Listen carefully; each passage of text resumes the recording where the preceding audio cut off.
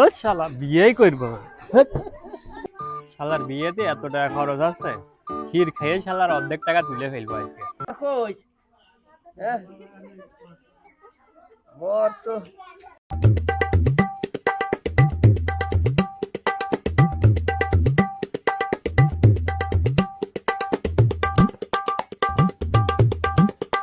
ভাই, আমার কাছে তো আর টাকা নেই খুচরা।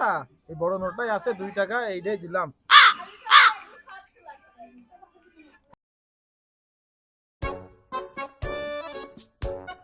টাকা এই যে, টাকা দিলাম ভাই।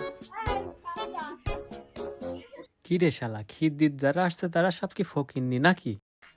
আর তো কেউ আসছে না ক্ষীর টির দিতে, কি বুঝলাম না ব্যাপার। দেখি কয় টাকা হয়ে।